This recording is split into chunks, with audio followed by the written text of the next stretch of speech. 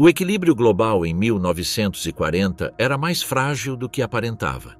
Bastaram decisões mínimas, atrasos pontuais ou ausências inesperadas para que o curso da guerra começasse a inclinar-se em uma direção distinta. A liderança britânica se fraturou, a resistência ficou isolada e a supremacia militar alemã se tornou uma possibilidade tangível. A partir daí, a reestruturação ideológica, territorial e cultural avançaria sem freio. As instituições tradicionais seriam substituídas, as liberdades ficariam anuladas e o poder se concentraria em um sistema desenhado para perdurar. A oposição não se limitaria, se eliminaria. A história não seguiria seu curso, senão que se congelaria sob uma só doutrina. Como seria realmente o mundo se os nazistas tivessem ganhado? Até onde teria chegado seu plano de extermínio? Quanto tempo poderia resistir-se uma sociedade antes de romper o silêncio e começar a lutar? A rendição britânica, o momento em que tudo colapsou. O 14 de junho de 1940, as tropas alemãs marcharam triunfantes pelos Campos Elíseos. A França havia colapsado em apenas 6 semanas sob a tática de guerra relâmpago, deixando o Reino Unido sem seu principal aliado europeu e criando um vazio estratégico colossal na frente ocidental. Em Londres, Winston Churchill enfrentava pressões imensas. Lord Halifax advogava por uma mediação italiana para alcançar a paz com Hitler. Em nossa realidade, Churchill resistiu essas pressões. Mas, neste universo alternativo, os eventos tomariam um rumo dramaticamente diferente. Hitler tomou uma decisão que mudaria o curso da guerra. Adiantou sua ofensiva aérea ao 18 de junho de 1940, 3 semanas antes do histórico. Esta decisão ofereceu 2 vantagens cruciais. Surpreendeu um Reino Unido que apenas reorganizava suas defesas e permitiu neutralizar a RAF antes de sua completa reorganização. Ao contrário do curso histórico, a Luftwaffe evitou bombardear cidades civis, concentrando-se exclusivamente em objetivos militares estratégicos. O impacto foi devastador. Em 2 semanas, mais de 30 estações de radar costeiras ficaram inutilizadas. A RAF perdeu mais de 300 caças em combates desiguais. O escudo aéreo britânico começou a desintegrar-se antes de consolidar-se.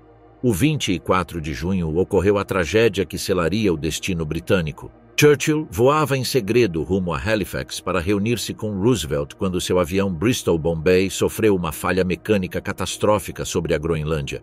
Não houve sobreviventes. Churchill desapareceu para sempre, levando consigo a voz mais férrea da resistência. A perda criou um vazio de liderança crítico. Lord Halifax foi nomeado primeiro-ministro interino, precisamente quem havia advogado pela paz negociada. Em semanas, o Reino Unido se encontrava à beira de uma capitulação impensável sob Churchill. Enquanto isso, o gabinete de guerra se fraturava. As vozes que antes respaldavam a resistência começaram a alinhar-se com os argumentos de pragmatismo. Falava-se já de evitar mais sangue inútil e de que a história julgaria com compreensão. A narrativa do sacrifício foi substituída pela do compromisso racional. A imprensa britânica foi silenciada mediante um decreto de emergência. A BBC, símbolo da moral nacional, passou a transmitir unicamente mensagens aprovadas pelo Conselho de Segurança Interior. Nas escolas, pedia-se aos professores despolitizar o conteúdo. As notícias sobre o avanço alemão foram minimizadas ou simplesmente omitidas. Sem uma figura como Churchill para galvanizar a população, o pânico cresceu.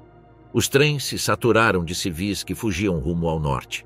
As cidades do sul se esvaziaram lentamente. Milhares de crianças foram enviadas ao campo sem garantias de segurança. As imagens de evacuação se tornaram rotina. O medo não era uma sensação, era a nova linguagem nacional. Enquanto isso, a Operação Leão Marinho, historicamente cancelada, agora se tornava viável graças à supremacia aérea alemã e ao colapso da liderança britânica. As praias do sul da Inglaterra se converteram em campos de batalha. Para agosto, os Panzer avançavam rumo ao interior. A invasão se executou com precisão cirúrgica. As unidades alemãs desembarcaram em Dover, Folkestone e Brighton, sob cobertura de artilharia naval e bombardeios seletivos. A Home Guard ofereceu resistência desesperada, mas simbólica. Os voluntários armados com espingardas de caça e sem treinamento real foram rapidamente superados. As transmissões alemãs mostravam colunas de soldados avançando por pueblos ingleses, enquanto a população se refugiava em porões ou igrejas. Em cidades como Southampton e Canterbury, o colapso da infraestrutura civil impediu toda resposta organizada. Cortaram-se os suprimentos de eletricidade e água. A cadeia de comando britânica estava quebrada. Desde Whitehall, as ordens chegavam tarde ou não chegavam. Em Portsmouth, uma companhia inteira se rendeu após receber informação falsa sobre um cessar-fogo. O país começou a dividir-se. Na Escócia, líderes locais propunham formar um governo paralelo. Na Irlanda do Norte, explodiram enfrentamentos sectários que o novo regime explorou para justificar um desdobramento alemão em Belfast. A percepção de unidade nacional se dissolveu. Em setembro de 1940, Halifax anunciou a capitulação parcial britânica mediante o Tratado de Berna. O acordo permitia ao Reino Unido conservar autonomia interna limitada em troca de retirar-se do conflito, levantar o bloqueio naval e desmilitarizar completamente os portos do canal. Embora tecnicamente independente, a Grã-Bretanha ficou reduzida a um estado vassalo com comitês alemães supervisionando imprensa e política exterior. O tratado foi assinado sem consulta parlamentar nem referendo. A notícia se difundiu por rádio como um ajuste diplomático para preservar a estabilidade nacional. Foram proibidos os protestos, os sindicatos foram desarticulados. As igrejas se encheram de fiéis que rezavam em silêncio, sem entender ainda o alcance do que acabava de ocorrer. Às semanas, chegaram os primeiros conselheiros de enlace do Reich.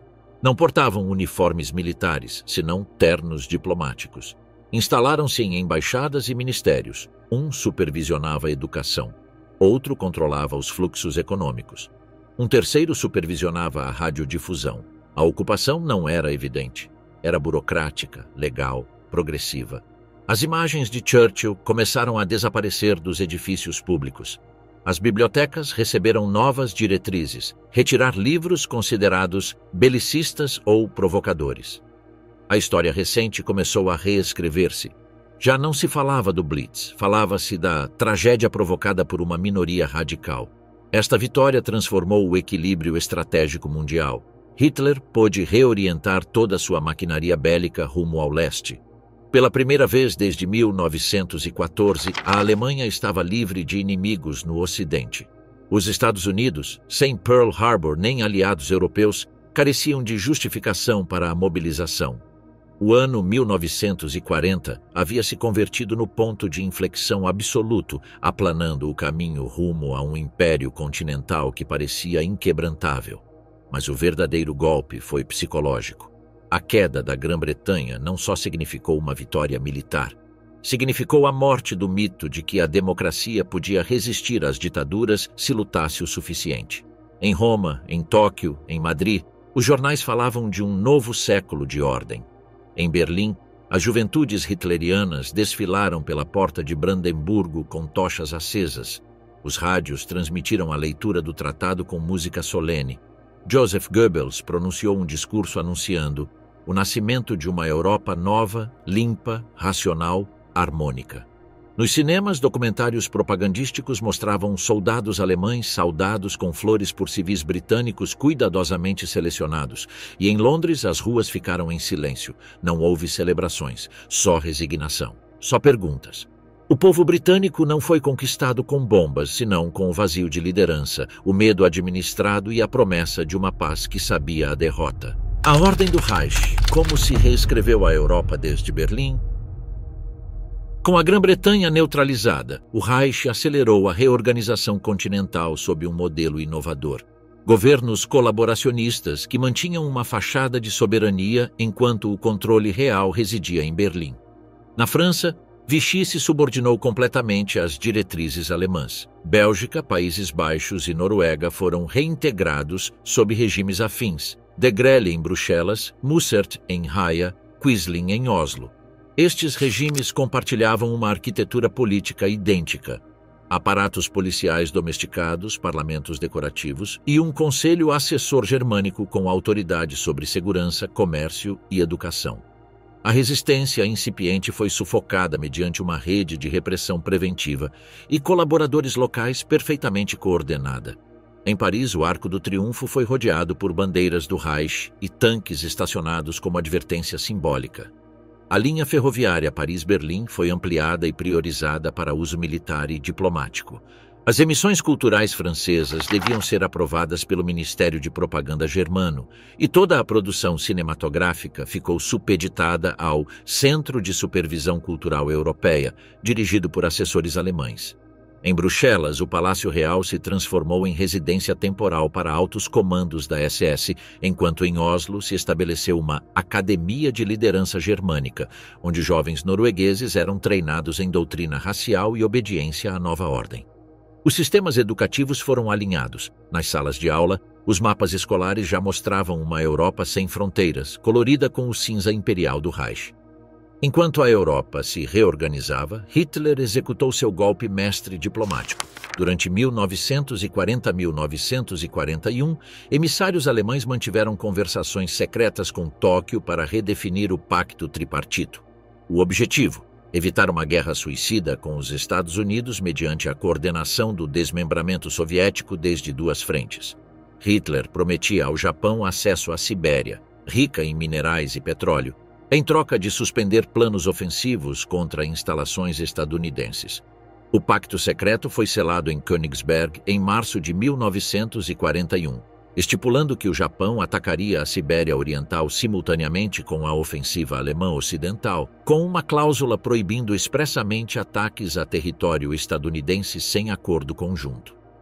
A negociação foi supervisionada por Joachim von Ribbentrop e o embaixador japonês Hiroshi Oshima.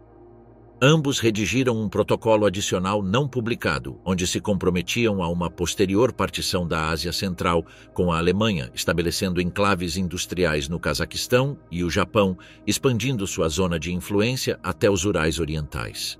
Em troca, o Reich reconhecia formalmente a soberania japonesa sobre Coreia, Taiwan e o sul da Indochina. Como medida de confiança mútua, se intercambiaram unidades de observadores técnicos. Um contingente de oficiais japoneses foi destinado a estudar o sistema ferroviário alemão, enquanto especialistas em balística do Reich se instalaram em academias militares da Manchúria. Fundou-se uma rede compartilhada de inteligência denominada Projeto Âmbar, encarregada de recopilar dados sobre posições soviéticas e coordenar sabotagens em cidades-chave como Irkutsk e Novosibirsk. O 22 de junho de 1941, Hitler lançou Barbarossa com forças aumentadas, mais de 4 milhões de soldados liberados da frente ocidental. Simultaneamente, o exército de Kwantung cruzou o Amur atacando Vladivostok e Khabarovsk. Stalin, surpreendido pelo ataque coordenado, tentou organizar defesa desde Moscou, mas sua posição se tornou insustentável. A cadeia logística soviética colapsou sob pressão dual. As linhas de abastecimento urálicas foram cortadas pelos japoneses, enquanto a Wehrmacht avançava sem resistência coesa. Ao final de 1941, Minsk, Kiev e Sebastopol haviam caído. Moscou resistiu até janeiro de 1942, quando caiu após brutal cerco. Stalin foi evacuado para Novosibirsk, mas suas comunicações se tornaram intermitentes. A ofensiva japonesa no Extremo Oriente foi igualmente demolidora. Em apenas 3 semanas capturaram Vladivostok, bloquearam o tráfico marítimo do mar de Oyotsk e isolaram as unidades soviéticas do Pacífico. Em Yakutia, formaram-se campos de detenção para prisioneiros de guerra capturados na taiga, e as populações locais foram submetidas à reeducação imperial. A Alemanha utilizou o sucesso militar como ferramenta política. Em Minsk, instalou-se uma administração civil provisória sob controle alemão que proclamava a restauração da ordem europeia. Em Kiev, uma nova moeda foi introduzida, o Reich e Hryvnia, respaldado pelo Banco de Investimentos do Leste. As indústrias soviéticas capturadas foram distribuídas entre corporações do Reich como IG Farben e Krupp, enquanto os trabalhadores eram forçados a trabalhar sob condições de escravidão. Para meados de 1942, a URSS era um mosaico fragmentado de zonas ocupadas e guerrilhas dispersas. O regime soviético perdeu sua coesão fundamental. A Alemanha e o Japão dividiram o território em duas esferas: a zona ocidental sob influência germana e a zona oriental sob desenvolvimento asiático. Na região do Volga, criou-se um cordão de segurança onde se instalavam campos de filtração racial. Os habitantes eram avaliados geneticamente, divididos segundo utilidade produtiva ou risco ideológico. Nos Urais, os japoneses construíram uma linha ferroviária blindada conhecida como o Fio Imperial, que conectava as instalações mineiras capturadas com o porto de Magadan. Enquanto isso, Stalin foi isolado progressivamente. Seu círculo de confiança se reduziu a leais sem capacidade operativa real. O Politburo se dissolveu de facto e os rádios soviéticos deixaram de transmitir a partir de dezembro de 1942. A bandeira vermelha seguia tremulando em alguns redutos, mas já não representava uma força coesa. Em território ocupado, surgiram focos de resistência espontânea. Nos bosques bielorrussos, antigos soldados do Exército Vermelho se uniram a camponeses armados para sabotar linhas férreas e eliminar oficiais alemães. Na região do Amur, clãs yakutos se rebelaram contra as autoridades japonesas, incendiando armazéns de munição e tendendo emboscadas a patrulhas imperiais. O Reich respondeu com táticas de dissuasão total. Por cada ataque partisã, executavam-se 100 civis. Em cidades como Smolensk ou Tula, estabeleceram-se zonas de castigo, onde o acesso a alimentos era suspenso como medida coletiva. Os japoneses implementaram o modelo Manchukuo, relocação massiva, propaganda forçada e uso intensivo do terror psicológico. Sem disparar sobre território estadunidense, o Reich havia conseguido isolar os Estados Unidos, desmembrar a URSS e reorganizar a Europa segundo seu desenho. A diplomacia nazista demonstrou ser tão letal quanto sua maquinaria militar, estabelecendo uma nova ordem geopolítica que parecia destinada a perdurar gerações. Washington, sem aliados funcionais nem provocações diretas, mantinha uma política exterior de vigilância passiva. A imprensa americana debatia se o que ocorria na Europa era uma ameaça ou uma oportunidade. O governo de Wendell Willkie estabeleceu o Comitê de Observação Continental, encarregado de monitorar os movimentos do eixo sem intervir. Na América Latina, a queda da URSS gerou um efeito dominó de simpatias rumo ao eixo. Regimes conservadores começaram a namorar com a ideia de adotar modelos similares. No Brasil, o presidente Vargas organizou um congresso pan-americano no qual se discutia a possibilidade de reconhecer oficialmente o novo mapa geopolítico europeu. Nesta nova ordem, as alianças já não se assinavam com tinta, senão com petróleo, carvão e mão de obra escrava. Berlim se converteu na capital diplomática do mundo, onde embaixadores de países neutros faziam fila para ser recebidos na chancelaria do Reich. Tóquio, por sua vez, inaugurava seus primeiros consulados na Ásia Central, celebrando sua expansão sem disparar um só míssil sobre solo americano. A Purga do Leste, o extermínio convertido em sistema. Com a guerra aberta concluída, o Reich se transformou de potência bélica em poder imperial consolidado. Seu objetivo já não era conquistar territórios, senão moldá-los segundo uma visão racial enfermiza. O Lebensraum devia expandir-se eliminando culturas inteiras e gerações completas.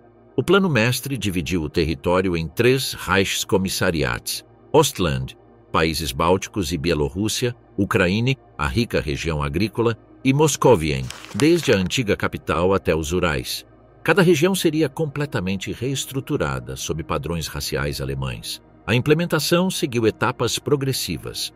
Entre 1942 e 1944, milhões de hectares foram confiscados de proprietários ucranianos, poloneses, bielorrussos e russos, expulsos mediante operações militares sistemáticas. Chegaram colonos pioneiros alemães selecionados por pureza racial e doutrinação, recebendo terras, moradias expropriadas e trabalhadores escravos para os trabalhos mais duros. Estes colonos, formados em centros especializados como a Akademie für Germanische Expansion, recebiam cursos acelerados em gestão agrícola, disciplina paramilitar e educação racial. Muitos eram jovens doutrinados desde a infância que viam a colonização do leste como uma missão sagrada, a construção de uma nova Germânia. Os assentamentos eram desenhados por arquitetos do Reich para apagar todo o rastro local, fazendas em forma de cruz gamada, igrejas reconvertidas em salas comunitárias áreas, ruas renomeadas com nomes de mártires nazistas. A cada povoado conquistado correspondia um novo mapa, uma nova língua, uma nova história. Um dos aspectos mais sinistros foi a ausência total de testemunhas externas. Em nossa realidade, os aliados liberaram e documentaram campos como Auschwitz. Aqui, sem intervenção externa, os campos nunca foram liberados, só fechados pelos perpetradores ao completar sua tarefa. Os guetos de Varsóvia, Lwów, Minsk e Riga foram esvaziados sistematicamente entre 1942 e 1944. Sem pressão internacional, as câmaras de gás funcionaram sem interrupção durante 5 anos completos, sendo inclusive ampliadas e melhoradas. Estima-se que mais de 8 milhões de judeus foram assassinados, incluindo sobreviventes da África do Norte e Palestina, transportados mediante linhas férreas otimizadas desde pontos tão distantes como Bagdá e Casablanca. A tecnologia do extermínio também foi otimizada. No complexo de Chelmno, desenvolveram-se métodos de incineração rápida que permitiam desfazer-se de até 1000 corpos por dia sem deixar restos visíveis. Em Auschwitz II, os crematórios foram ampliados com fundos do Ministério de Finanças e operavam às 24 horas com turnos escalonados. A industrialização do assassinato se converteu em parte do sistema econômico do Reich. Os pertences dos executados eram classificados, fundidos ou revendidos, ouro dental, cabelos, roupas, malas, inclusive cinzas como fertilizante. Formaram-se empresas satélite controladas pelas SS que gestionavam cada fase desta economia da morte. Para os povos eslavos, classificados como Untermenschen, implementou-se um sistema de desgaste calculado, deportações massivas a campos de trabalho com jornadas de 18 horas, alimentação insuficiente e esperança de vida de 6 a 8 meses. As mulheres jovens enfrentaram esterilizações forçadas ou escravidão sexual para oficiais nazistas. Na Ucrânia, os koljozes soviéticos foram convertidos em centros de trabalhos forçados. Os antigos camponeses foram marcados com braçadeiras pretas e obrigados a cultivar alimentos que não podiam consumir. Nas regiões bielorrussas, os campos de trabalho eram dirigidos por oficiais das SS, que competiam entre si para reduzir o custo por unidade viva. A fome foi usada como arma. Racionavam-se calorias segundo categoria racial. Um colono alemão recebia 2.800 calorias diárias. Um trabalhador forçado, apenas 700. As doenças como o tifo, a disenteria ou a tuberculose eram ignoradas. De fato, sua propagação era vista como mecanismo natural de limpeza. Simultaneamente, comandos SS realizavam seleções raciais de crianças com características físicas consideradas adequadas. Cabelo loiro, olhos claros, estrutura craniana correta. Estas crianças eram sequestradas, trasladadas a centros de reeducação na Áustria e Alemanha, onde recebiam nomes alemães e doutrinação total. Informavam-lhes que seus pais haviam morrido por trair a Alemanha. Os centros mais conhecidos foram em Innsbruck, Graz e Halle. Ali, as crianças eram separadas por idade e treinadas para esquecer sua língua materna, sua identidade e seu passado. Eram batizadas em cerimônias pagãs do Renascimento Germânico e designadas a famílias selecionadas. Aos 6 meses, a maioria já não recordava seus nomes originais. Alguns tentaram escapar. As histórias de crianças polonesas fugindo no meio da noite só para serem recapturadas por camponeses alemães em troca de comida ou favores se converteram em relatos de advertência entre prisioneiros. Aos reincidentes enviavam-nos a instituições psiquiátricas experimentais, onde se provavam drogas para modificar comportamentos. A destruição não se limitava aos corpos, senão à cultura. Em Kiev, Minsk e Smolensk queimaram-se bibliotecas inteiras. Fecharam universidades, demoliram monumentos históricos. O idioma russo foi proibido em escolas, substituído por currículos alemães. Em Varsóvia, os muros do gueto se reconverteram em muralhas cerimoniais. Em Leningrado, rebatizada Peterstad, os palácios czaristas se transformaram em centros militares. Em Riga, o Teatro Nacional foi transformado em sala de conferências para o Partido Nazista do Báltico. Em Tallinn, inaugurou-se o Museu do Renascimento Germânico com peças roubadas de sinagogas e templos ortodoxos destruídos.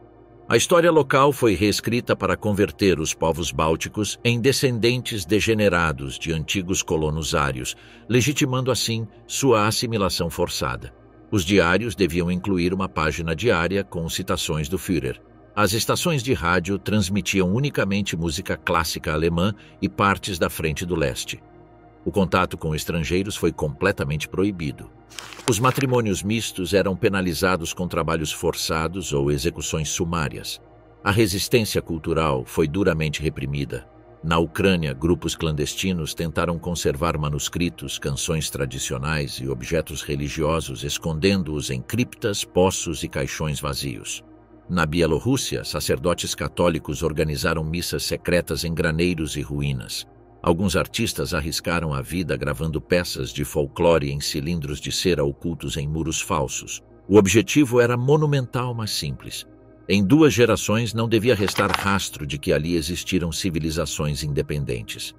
A Europa Oriental seria reconstruída com cimento, sangue e esquecimento programado. Cada povoado seria rebatizado, cada tumba aplanada, cada língua reduzida a arquivo morto. O mapa cultural da Europa do Leste devia aparecer no ano 2000 como se sempre tivesse sido alemão. Uma ilusão construída através do crime e do planejamento. E sem imprensa livre, sem correspondentes externos, sem organismos internacionais, nada disso era denunciado. Não houve testemunhas, só arquivos, só fumaça, só silêncio. A ciência do medo, quando o progresso serviu ao controle total. Sem defesas ocidentais que manter, o Reich volcou recursos massivos rumo a um complexo militar industrial sem precedentes. Não foi espiritualidade nem filosofia o que guiou esta ordem, senão ciência pervertida em dogma, tecnologia subordinada à ideologia racial e propaganda como substituto absoluto de verdade. Os centros de Peenemünde e Cottbus se fundiram no Instituto de Propulsão Racial, dirigido por cientistas alemães e técnicos soviéticos capturados. Desenvolveram o Donnerfalk, foguete intercontinental capaz de cruzar o Atlântico.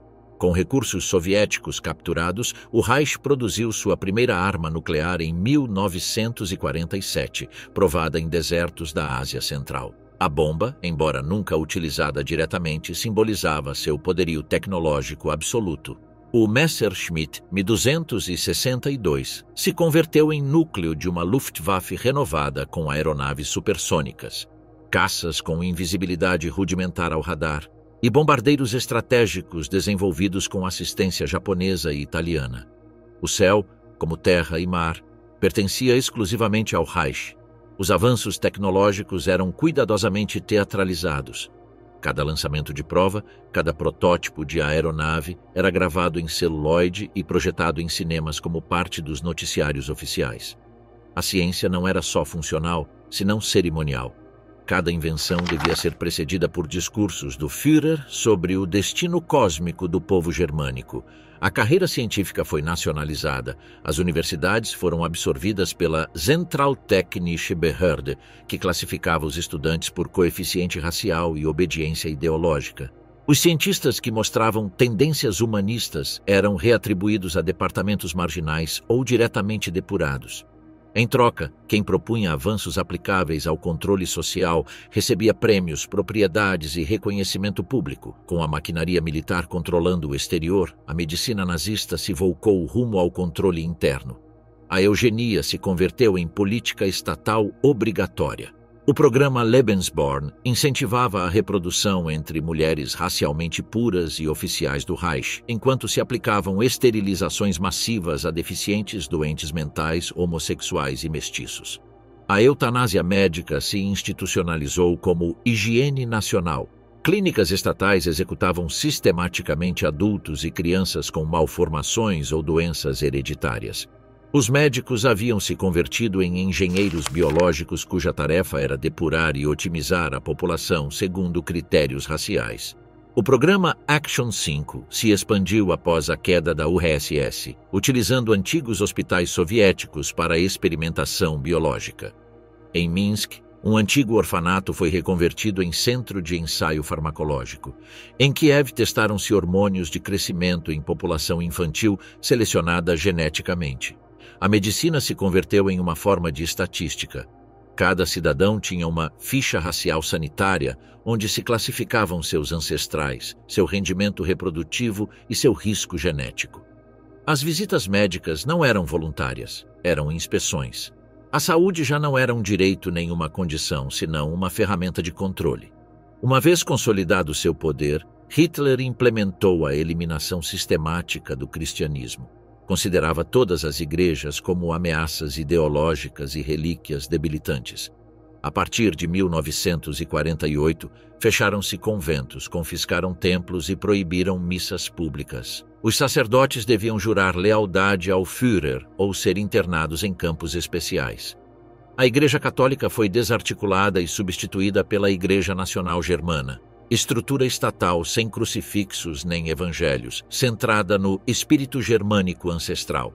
Em escolas eliminou-se todo o ensino religioso, substituído por cosmovisão ariocentrista, onde o universo adquiria sentido unicamente em função do povo germânico. Em territórios orientais, a repressão foi mais brutal. Igrejas ortodoxas demolidas, mosteiros convertidos em bases militares, milhares de sacerdotes executados por subversão espiritual.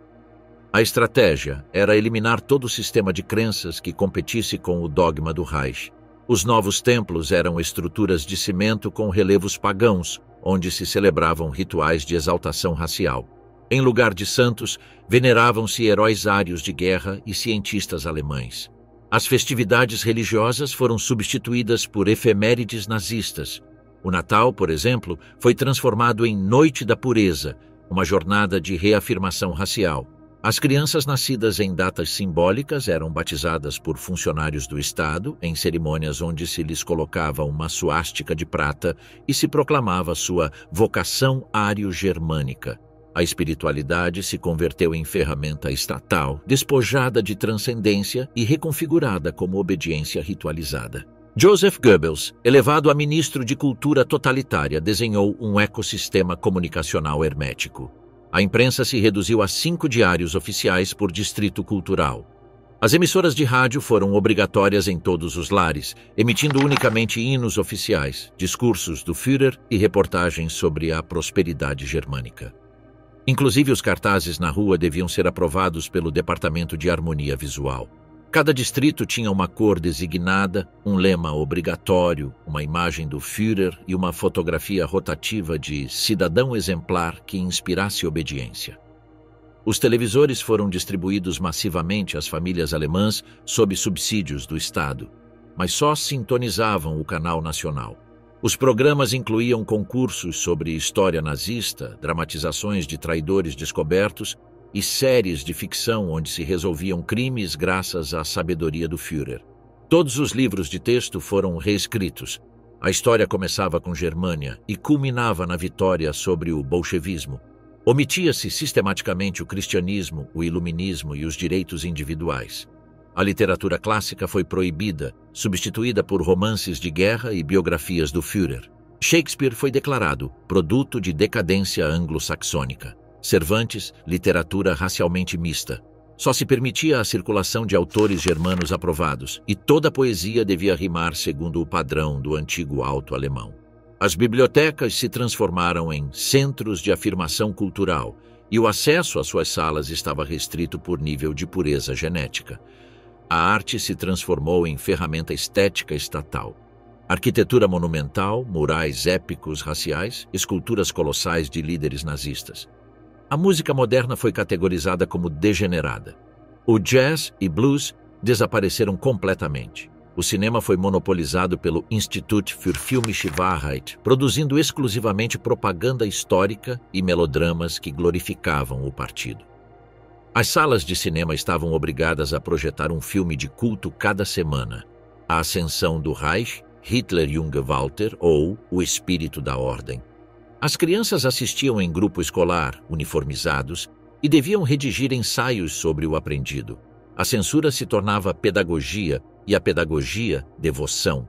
A pintura foi reclusa ao monumental. Proibiram-se os estilos abstratos, cubistas, surrealistas. Só se autorizavam retratos realistas do ideal germano. Soldados sorridentes, mães férteis, anciãos sábios. A arte já não interpretava o mundo, o impunha. Hitler experimentou uma transformação que transcendia a liderança política. Foi sistematicamente divinizado. Em escolas, se jurava lealdade cada manhã. Seus aniversários geravam desfiles massivos obrigatórios. Sua imagem presidia cada instituição. As juventudes hitlerianas recrutavam automaticamente crianças desde os 6 anos, treinando-as em defesa, sobrevivência e doutrinação. A fidelidade ao Führer se converteu em filtro universal para qualquer cargo, residência, educação ou matrimônio. Hitler, isolado do contato público, aparecia unicamente em eventos ritualizados como liturgias seculares. Cada aparição era gravada, repetida incansavelmente e convertida em material de estudo obrigatório. Sua voz era venerada, sua imagem intocável. O Führer havia transcendido a mortalidade para tornar-se praticamente imortal. As peregrinações ao mausoléu de Munique, onde descansavam os restos de seus pais, se institucionalizaram. Cada alemão devia assistir ao menos uma vez em sua vida. Era ali onde se jurava lealdade eterna. Construiu-se inclusive uma réplica simbólica do lugar em cada província conquistada, para que todos pudessem conectar-se espiritualmente com o Führer sem necessidade de viajar. O Dia Nacional de Renovação Jurada, celebrado o 30 de abril, exigia que cada cidadão colocasse sua impressão digital e sua assinatura no livro de fidelidade eterna. Negar-se significava perder direitos trabalhistas, moradia e acesso à educação. A fé não era opcional, era requisito. O Muro da América, uma vigilância que substituiu a guerra. Enquanto a Europa se afundava sob o estandarte do Reich e a Ásia se transformava em extensão imperial japonesa, o continente americano ficava, pela primeira vez em séculos, completamente à margem da conflagração mundial. Sem Pearl Harbor, sem tropas ao Atlântico, sem compromissos com aliados derrotados, os Estados Unidos ingressaram em uma etapa sem precedentes. Vigilância silenciosa, isolamento forçado, mas tomada de consciência crescente de que o planeta estava dividido e do outro lado do oceano reinava uma ideologia que tentaria expandir-se. Nesta linha temporal, Roosevelt não conseguiu reeleição em 1940. Sem pressão de guerra europeia imediata, o eleitorado optou por Wendell Willkie, republicano que prometia manter o país fora do conflito transatlântico. Willkie ganhou com um discurso de reindustrialização interna e defesa hemisférica estrita. Embora não simpatizasse com o fascismo, Willkie tampouco acreditava na viabilidade de intervenção unilateral contra um Reich vitorioso. Estabeleceu que a América deve ser um farol de liberdade em seu hemisfério, não o gendarme do mundo. Seu gabinete traduziu isso em isolacionismo estrito. Interromperam-se envios de ajuda à Grã-Bretanha, fecharam missões diplomáticas na Europa ocupada e redirecionaram fundos rumo à militarização fronteiriça e proteção do Canal do Panamá. Durante os anos 40, a Casa Branca funcionou como fortaleza defensiva, não intervir militarmente, mas vigiar permanentemente. Não formar alianças comprometedoras, mas tampouco permitir infiltrações. Assim nasceu a América Vigilante. A queda britânica e rendição soviética foram interpretadas por setores conservadores latino-americanos como confirmação do poder autoritário. Desde Buenos Aires até Lima, surgiram movimentos simpatizantes do fascismo que, embora não parte direta do Reich, viam em Hitler exemplos de ordem, modernização e restauração nacional. Na Argentina, o regime militar pós-1943 intensificou relações com a Alemanha mediante acordos comerciais encobertos. Cereais argentinos por tecnologia militar alemã. A Nova Pátria publicava editoriais elogiando a nova ordem europeia e criticando a decadência liberal anglo-saxônica. No Brasil, os integralistas retomaram força em estados sulinos, promovendo unidade espiritual ário-americana com símbolos, uniformes e rituais inspirados no modelo nazista. No México, setores do exército simpatizaram com o Reich, especialmente em estados nortistas, onde o ressentimento anti-estadunidense era mais intenso. No Chile, Peru e Bolívia, partidos nacionalistas encontraram novo ímpeto em discursos de pureza cultural, centralização autoritária e culto à liderança carismática. Estas células não constituíam governos consolidados, mas sim incubadoras ideológicas que se estendiam por universidades, sindicatos e círculos empresariais. Na Colômbia e Venezuela, grupos paramilitares surgiram sob discursos de renascimento nacional, adotando bandeiras de inspiração germânica e perseguindo minorias acusadas de decadência cultural. Alguns chegaram a estabelecer milícias uniformizadas que patrulhavam bairros populares sob a desculpa de restaurar a ordem espiritual latina. Para meados dos 50, o panorama global estava dividido em duas esferas: o velho mundo sob o eixo e a América fragmentada, mas livre. A pressão social conduziu à mudança de rumo. Com a eleição de Harold Stassen em 1952, os Estados Unidos iniciaram consolidação continental mediante a Coalizão das Américas. Este bloco não foi só tratado diplomático, senão reorganização hemisférica profunda. Sob direção washingtoniana e apoio do Canadá, México, Brasil, Colômbia e Chile, criou-se uma rede de cooperação militar, tecnológica e econômica como contrapeso ao Reich.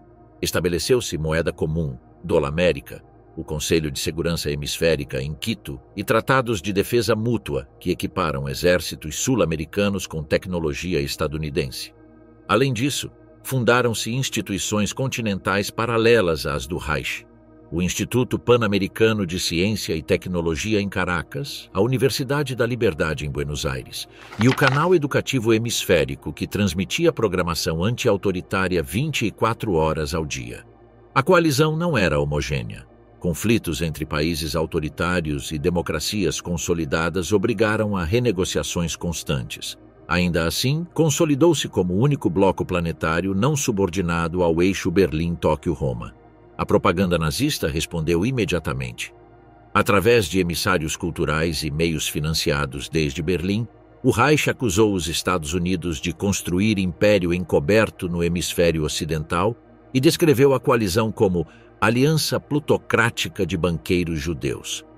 Nos 60, a confrontação ideológica entre coalizão e eixo não se materializou em campos de batalha convencionais, senão em informação, infiltração cultural, espionagem industrial e competência tecnológica acelerada. O Reich tentou infiltrar sistemas educativos e mediáticos latino-americanos. Financiou partidos fascistas, distribuiu panfletos antiliberais e criou redes de emissários culturais encobertos em universidades e organizações juvenis. Washington respondeu fundando a Oficina para a Defesa Democrática, agência especializada em rastrear e contrarrestar subversão do Reich em solo americano. A televisão se tornou campo de batalha simbólico. Enquanto lares alemães viam séries heróicas sobre colonos ários na Ucrânia, canais estadunidenses emitiam reportagens sobre repressão em Varsóvia, destruição em Minsk e doutrinação em Leipzig. O cinema jogou um papel central. Em Hollywood surgiram estúdios especializados em filmes antitotalitários, dramas sobre fugas de campos nazistas, biopics de cientistas perseguidos e ficções sobre sociedades futuras dominadas por regimes autoritários. Estas produções foram traduzidas e distribuídas gratuitamente em toda a América Latina pelo Programa de Contenção Cultural. Os Estados Unidos financiaram programas de bolsas para jovens latino-americanos, formando uma geração leal a valores democráticos. Simultaneamente, impulsionaram o projeto ALCE, Aliança Continental para a Energia, megaplano para independizar a América de recursos energéticos do Velho Mundo, petróleo do Oriente Médio controlado pela Alemanha e gás siberiano nas mãos japonesas. A ALCE construiu refinarias nucleares no Uruguai, painéis solares em Sonora, turbinas eólicas na Patagônia e uma rede continental de hidrelétricas conectadas entre si. Pela primeira vez na história moderna, a América não dependia energeticamente da Europa nem da Ásia. O desenvolvimento nuclear quase simultâneo impediu confrontação direta. O Reich provou sua primeira bomba em 1947. Os Estados Unidos conseguiram o mesmo em 1951 com a ajuda de cientistas refugiados. Ambos os blocos compreendiam que conflito nuclear significaria fim da civilização. Esta compreensão mútua conduziu à doutrina de contenção hemisférica, manter o inimigo à distância mediante ameaças proporcionais sem usar força direta. Esta lógica definiu a política internacional por décadas. Nenhum bloco atacava frontalmente o outro, mas ambos se armavam, espiavam e sabotavam indiretamente suas áreas de influência. Em 1965, uma tentativa de golpe no Equador, financiada por partido afim ao Reich, foi frustrada por inteligência brasileira em colaboração com agentes estadunidenses. O escândalo mantido secreto confirmou que a Guerra Fria não era abstração diplomática, senão pulso constante que afetava cada recanto continental. Outros casos ocorreram. Na Bolívia, uma célula fascista foi desmantelada quando planejava assassinar o presidente. No Paraguai, interceptaram-se planos de uma estação de rádio clandestina que retransmitia propaganda nazista desde uma fazenda rural. Cada operação secreta alimentava uma guerra não declarada, onde as armas eram as ideias. América Vigilante não foi heróica nem romântica. Foi pragmática, contraditória, ocasionalmente cúmplice de regimes duvidosos que serviam como barreiras antifascistas. Mas representou a única alternativa à uniformidade totalitária que cobria o resto do planeta. Enquanto a Europa desaparecia sob estátuas de mármore nazista e retratos onipresentes do Führer, na América ressoavam, com dificuldades, ecos de pluralidade, debate público e direito de dissentir. As linhas estavam traçadas. O mundo habitava dois hemisférios enfrentados não só por fronteiras, senão por princípios sobre natureza humana e organização social. Um acreditava em pureza racial, obediência absoluta e poder centralizado. O outro defendia liberdade individual, progresso coletivo e direito de questionar a autoridade. Nessa tensão nascia uma nova era, a Guerra Fria Global. Os tambores soavam distantes, mas seu eco se intensificava ano após ano. Rebelião digital, a queda do Reich e a Terceira Guerra Global. Durante 5 décadas, o Terceiro Reich e o Império Japonês dominaram a Eurásia com eficiência e brutalidade sem paralelo. O que parecia estrutura inquebrantável começou a ressecar-se desde suas margens, não com exércitos de tanques, senão com algo imprevisto. Ondas invisíveis de informação digital, palavras proibidas que cruzaram fronteiras, imagens que acenderam fogos onde tudo havia sido cinzas. Assim começou o fim da ordem nazista. Ao final do século XX, o Reich mantinha a Europa sob controle mediante vigilância tecnológica e censura totalitária que parecia impenetrável. No entanto, o desenvolvimento da internet na América e Ásia, especialmente nos Estados Unidos, Canadá e uma China parcialmente reconstruída, criou um fenômeno inesperado, a capacidade de transmitir informação de forma descentralizada e incontrolável. Apesar dos esforços do Ministério de Informação Germana, que havia desenvolvido o sistema fechado Volknets, hackers ocidentais especializados em guerra cibernética começaram a vulnerar servidores em Praga, Munique e Estocolmo. Filtraram imagens inéditas, documentos classificados e gravações de execuções, campos ativos em 1995 e torturas em laboratórios de Leipzig. Pela primeira vez em meio século, cidadãos europeus, especialmente jovens nascidos sob o regime, acessaram provas irrefutáveis do verdadeiro rosto do sistema. Vídeos clandestinos circularam por redes criptografadas, gravações de trabalho escravo em minas siberianas, testemunhos de mulheres violadas em centros de Cracóvia, fotografias de experimentos com crianças em Kaliningrado. O impacto foi devastador para gerações educadas em propaganda. A censura oficial tentou contrarrestar com campanhas defensivas massivas, mas o dano era irreversível. O mito do Reich perfeito havia sido destruído por evidência digital. A princípios do século XXI, as filtrações se traduziram em ação subversiva. A primeira revolta significativa ocorreu em Budapeste em março de 2003. Estudantes universitários tomaram edifícios governamentais gritando liberdade, não pureza racial. Seguiram-lhes Praga, Bucareste e Varsóvia. Os Balcãs foram primeiros em organizar rebelião armada coordenada. Em Sarajevo, insurgentes sérvios, croatas e bósnios atacaram um quartel SS e transmitiram a ação ao vivo por rede pirata, inspirando levantamentos regionais. A França explodiu em 2005 após filtração dos arquivos de Montluçon, documentos que revelavam a execução sistemática de líderes intelectuais franceses durante os 50-60. Paris se converteu em epicentro de protestos, distúrbios e sabotagens. O governo colaboracionista declarou estado de exceção, mas centenas de oficiais militares se negaram a disparar contra civis, fraturando a cadeia de comando. No Reino Unido, ainda sob neutralidade forçada, mas submetido à pressão do Reich, a revolta explodiu em Manchester em fevereiro de 2006. Grupos clandestinos tomaram estações televisivas e emitiram ininterruptamente imagens documentais de crimes nazistas. Em uma semana, 20 cidades britânicas se uniram ao levantamento. O parlamento decorativo foi dissolvido por força popular e substituído por conselhos revolucionários. O Reich respondeu como sempre, com violência extrema. Declarou-se a lei de purificação total na Europa Central e Oriental. Milícias SS executaram milhares de suspeitos de colaborar com insurgentes. Fecharam-se universidades, militarizaram hospitais, reativaram campos em desuso. Mas o controle totalitário já não era absoluto. A cadeia de comando do Reich, desenhada para a estabilidade perpétua, não estava preparada para a guerra de guerrilhas digital que utilizava tecnologias incompreensíveis para seus arquitetos. Em territórios orientais, tropas alemãs desertaram massivamente ou foram emboscadas por civis armados. Nos Balcãs, governos militares se retiraram completamente da Albânia, Macedônia e Montenegro. Na Ucrânia e Bielorrússia, células nacionalistas reconstruídas após décadas de clandestinidade recuperaram territórios inteiros. O Império Japonês enfrentou simultaneamente rebeliões na China, Coreia e Sibéria. Grupos nacionalistas chineses, apoiados logisticamente com capital estadunidense e tecnologia brasileira, iniciaram sabotagens que culminaram com a tomada de Xangai em setembro de 2007.